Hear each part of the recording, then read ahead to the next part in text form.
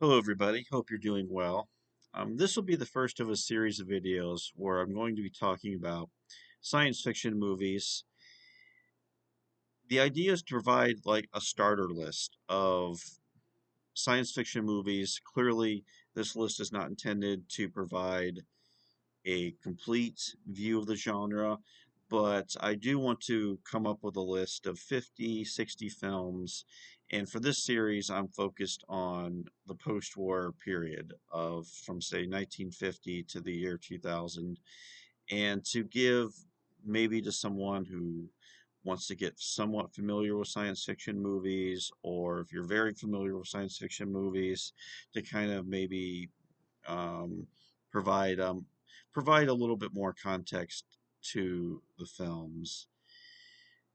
So, starting out, the first film I'm going to talk about is from 1951. It's The Day the Earth Stood Still.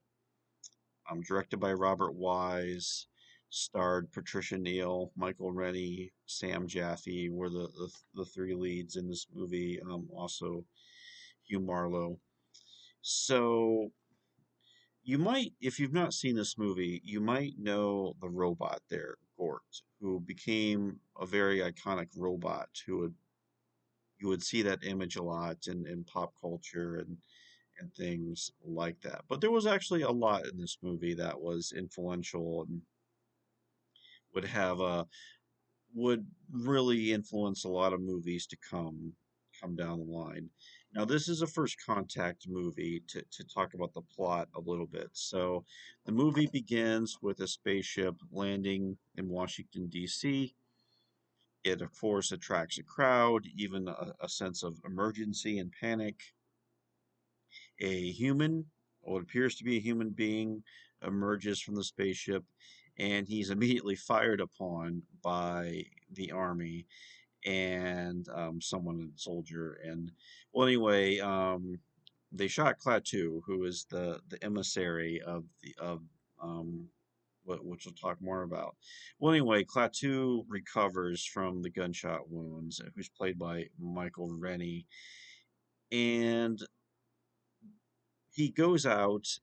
He once he's healed up, he goes out and starts to learn about Earth culture, talking with scientists. Sam Jaffe plays a scientist who probably based on Albert Einstein, and he befriends a young boy. He stays at this boarding house where he meets Patricia Neal, the boy's mother, who is a widower, and Klaatu gets involved kind of with the people at this boarding house, but especially with the boy who he befriends, and the boy kind of teaches him about the ways of human civilization in his kind of innocent way.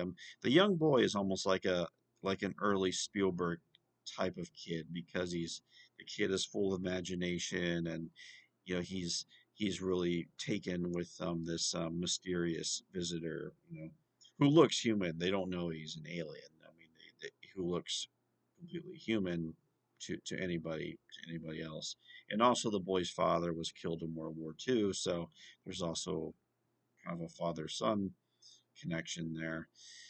Um, as the plot moves forward, of course, the government is trying to get Klaatu, trying to figure out what's going on. There's the spaceship there in Washington, D.C., and there's also Gort, the robot, who nobody can approach. Bullets or nothing cannot really do anything to Gort at all. So it's a like I said, it's a first contact movie, and unlike a lot of science fiction of its time, which was more when you had extraterrestrials involved, it was more Flash Gordon or kind of pulpy space opera type storytelling. Day the Year Stood Still is much more of a almost a cerebral film about this first contact scenario and how it plays out now.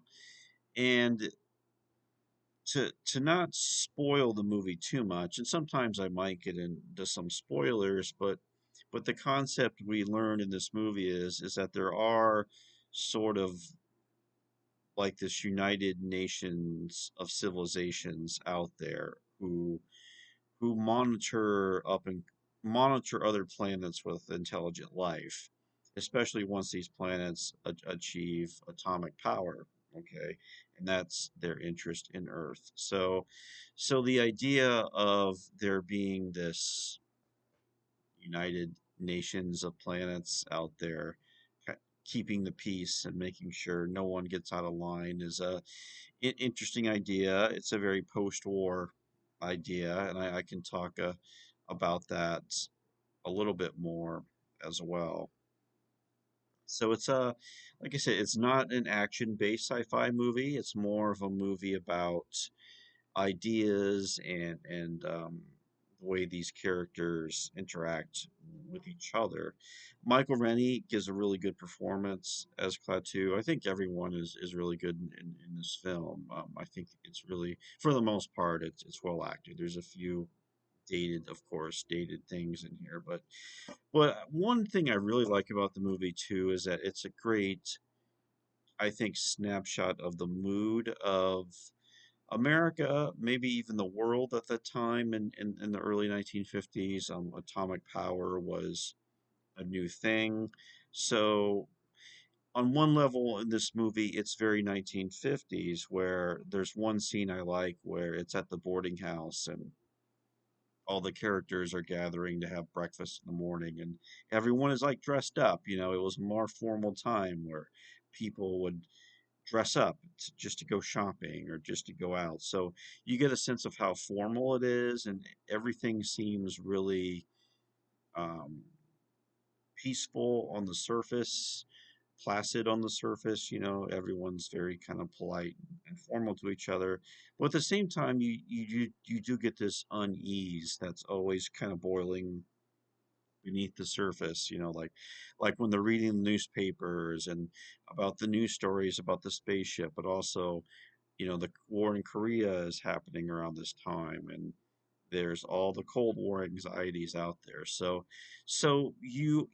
I always get the sense watching this movie that the characters want to carry on as things were before, and yet the world is changing so fast that they're it's creating this almost disorientation. I always kind of pick that up when watching The Day the Earth Stood Still, but that's one thing I like. It really captures that moment, that post-war moment that appears very almost comforting in some ways, but also I think you get the sense that there's a lot of anxiety below the surface as well. As I said, this movie was an influential movie. You have one of the iconic robots with Gort. You have, and I think all first contact movies, which is a big part of the sci-fi genre that came after this, really take something from Day the Earth Stood Still, looking ahead to movies like Close Encounters of the Third Kind or Contact from the Robert Zemeckis film, or even moving into the 21st century with a movie like Arrival, which a movie that asks, how would society react if such a thing happens, and I think what's unique about this film is that the extraterrestrials, they're not here to take over. It's actually that reverse idea of extraterrestrials as almost these figures who will save us from ourselves. And even Klaatu is he goes by the name Carpenter, and there's almost like a Christ parallel with Klaatu. He's apparently killed at the beginning, but he's able to come back. So that idea of extraterrestrials having this redemptive symbol for humanity, which is good in the film. I should mention the music score by Bernard Herrmann, the use of the theremin. It's a very iconic score for science fiction movies as well. So the score is great. The performances are really good. It's kind of shot like a noir, a film noir at the time, with the cinematography is really crisp, and there's a lot of nighttime scenes of shadows, and you're never quite sure what the intentions of Gort and Klaatu. Sometimes they seem good, sometimes they seem menacing. So there's a lot of great suspense running through the film as well, and like I said, for the most part, it's well acted as well. So that's The Day the Earth Stood Still. Definitely a movie to check out. Definitely a science fiction classic. And thanks for watching. And I will see you later. Thanks.